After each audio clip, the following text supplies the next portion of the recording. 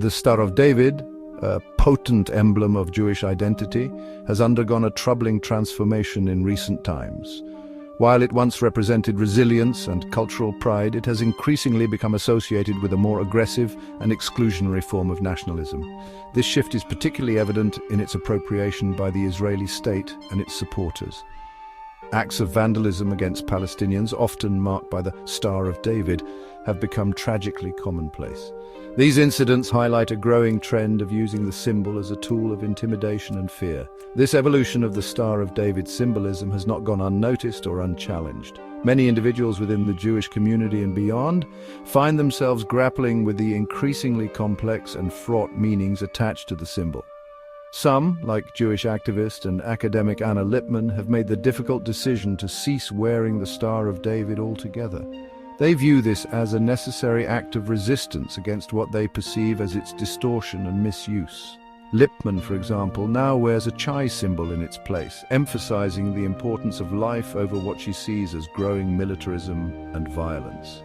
The decision to abandon the Star of David is not taken lightly. It represents a profound statement about the changing nature of Jewish identity in the face of rising nationalism and what some view as the increasingly troubling actions of the Israeli state. This internal struggle over the soul of a symbol reflects a broader debate within Jewish communities worldwide. At its heart lies the fundamental question of whether it is possible to reclaim the Star of David from those who would use it for exclusionary or even hateful purposes. The debate over the Star of David's symbolism is not merely a semantic one. It reflects deep divisions within Israeli society and the diaspora about the future of Israel and its relationship with the Palestinian people. The outcome of this debate will have profound implications for the future of Jewish identity and the possibility of a just and lasting peace in the region.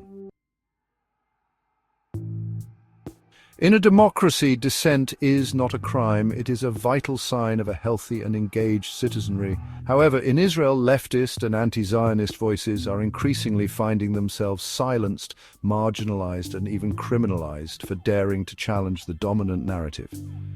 This crackdown on dissent is deeply concerning, as it strikes at the very heart of democratic values and principles.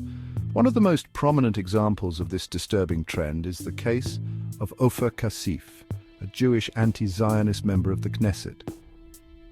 Kassif has been a constant thorn in the side of the Israeli establishment, using his platform to denounce the occupation, advocate for Palestinian rights, and criticize what he sees as the increasingly authoritarian trajectory of the Israeli government. His unwavering stance has made him a target of relentless attacks from both inside and outside the Knesset. Kassif has faced repeated suspensions from the Knesset for his outspoken views, his words deemed too dangerous, too inflammatory for the delicate sensibilities of the Israeli body politic. The attempts to silence Kassif are not limited to suspensions. He has also been subjected to a smear campaign and even faced an impeachment attempt. These efforts to remove him from office are a blatant attempt to stifle dissent and punish those who challenge the status quo.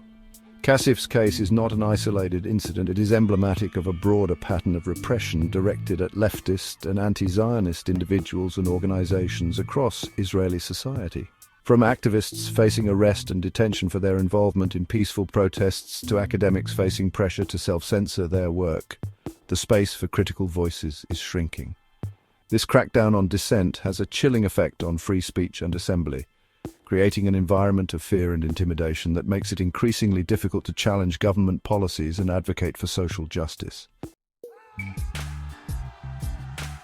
The suppression of dissent is but one symptom of a much deeper and more insidious problem: the steady erosion of democratic principles and the rise of authoritarianism in Israel. This trend is deeply alarming, as it threatens the very foundations of a society that was once held up as a beacon of democracy in the Middle East. The increasing influence of right-wing and ultra-nationalist ideologies is a key factor driving this shift. These ideologies, often rooted in a belief in Jewish supremacy and an expansionist vision of Israel, are fundamentally at odds with the values of equality, justice, and pluralism that underpin a healthy democracy. This shift towards authoritarianism is also evident in the passage of a series of laws that have systematically eroded civil liberties and enshrined discrimination against Palestinians. One such law, for example, declares Israel to be the nation-state of the Jewish people, effectively relegating Palestinian citizens to second-class status. This legislation has been widely condemned by human rights organizations as discriminatory and a threat to the very fabric of Israeli democracy. The increasing power and influence of the military and security establishment is another worrying sign of democratic backsliding. As Israel becomes more entrenched in a perpetual state of conflict and insecurity, the military's grip on society tightens and its influence permeates all aspects of public life. This militarization of society normalizes violence, stifles dissent, and creates a climate of fear and suspicion that is antithetical to a thriving democracy. 2. The rise of fascism in Israeli society is not a foregone conclusion. It is a process that is still unfolding, and its outcome is far from certain. The forces of resistance, both within Israel and internationally, have a crucial role to play in challenging this dangerous trajectory and fighting for a more just and equitable future. One of the most effective ways to combat fascism is to shine a light on its insidious nature, exposing its tactics and challenging its narratives.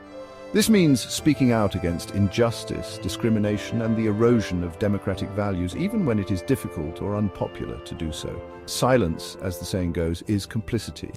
International pressure can also play a significant role in pushing back against fascism.